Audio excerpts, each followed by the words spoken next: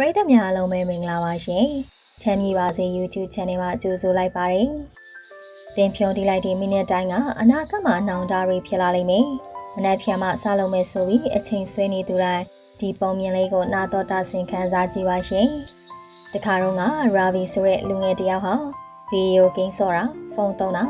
ညနေတဲ့အထိဗီဒီယိုတွေကြည့်တာကြိုက်တဲ့လူငယ်တယောက်ပါ။ဒါပေမဲ့သူ့မှာအိမ်မက်တွေအကြီးကြီးရှိတဲ့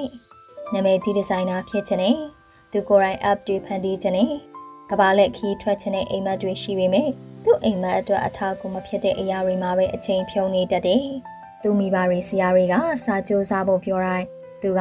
အေးဆေးပါပဲအချိန်ရှိသေးတယ်ဆိုပြီးပြောလို့ရှိတယ်။ဒီလိုအလုပ်တွေကိုရွှေဆိုင်တဲ့အကျင့်ဟာသူ့ရဲ့ပုံမှန်အလေးထားတွေဖြစ်လာခဲ့ပါတယ်။ဒီလိုနဲ့ရာဗီဟာတညမှာထိုးစားတဲ့အဖြစ်အပျက်တစ်ခုကြုံလိုက်ရပါတယ်။ရုတ်တရက်မီးပြတ်သွားတဲ့အချိန်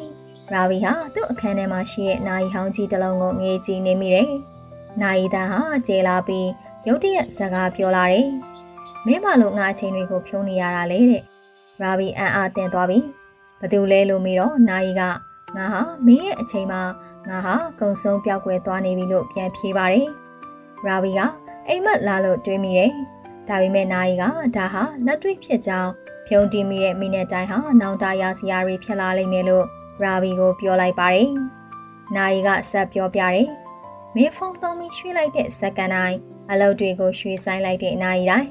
အိမ်မက်တွေကိုနှောင့်နှေးစေခဲ့တဲ့နေ့ရက်တိုင်းမှာအချိန်ဟာဘယ်တော့မှမရက်ပဲဆက်သွားနေတဲ့တဲ့အချိန်အများကြီးရှိသေးတယ်လို့ထင်နေတဲ့ရာဗီကို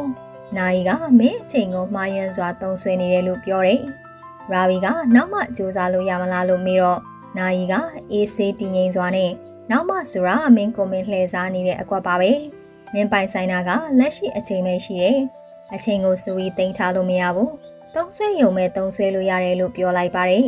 ။ရာဗီရဲ့စိတ်ထဲမှာတင်ယူဖို့ကိုမြင့်တင်မှုအခွင့်အရေးတွေကိုလွတ်တဲ့အခါတိုင်းအာယုံထွေပြားစီတဲ့အရာတွေကိုပဲရွေးချယ်မိခဲ့တာတွေကိုပြန်သတိရမိပါတော့တယ်။အခုဆိုနောက်ကျသွားပြီလားလို့သူကမေးတော့နာယီကဘဝပြောင်းလဲစေမယ့်စကားကိုပြောလိုက်တယ်။စားတဲ့အချိန်ကဘယ်တော့မှနောက်မကျဘူး။ဒါပေမဲ့အခုပိုင်ဆိုင်ထားတဲ့အချိန်ကိုထပ်ပြီးဖြုံတီးနေမယ်ဆိုရင်အမြဲတမ်းနောက်ကျနေမှာပဲတဲ့။ချက်ချင်းဆိုသလိုမိပြန်လာပြီးဖုန်းလဲဆူညံ့စွာအတန်မြည်လာပါတယ်။ဒါပေမဲ့ရာဗီကဒါရီကိုလက်လျူရှုခဲ့တဲ့အပြင်ဖတ်စုစာအုပ်လေးတအုပ်ယူလိုက်ပြီးသူ့ရဲ့အစီအစဉ်တွေချင်းဆိုမှုတွေရီမန်းချက်တွေကိုစာရေးလိုက်တယ်။ဒီညမှာပဲရာဗီက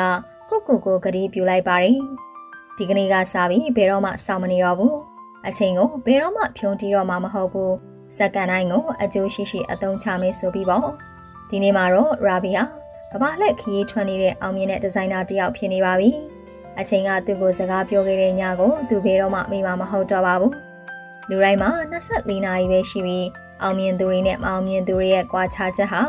ဒီ24နာရီဆိုတဲ့အချိန်ကိုဘယ်လိုသုံးဆွဲသလဲဆိုတာအပေါ်မူတည်ရဲဆိုတာသူနားလဲသွားတယ်။ဒီပုံမြင်ရဲ့သင်ခန်းစာကတော့တင်းရဲ့အချိန်ကိုအကျိုးရှိရှိသုံးဆွဲနေသလား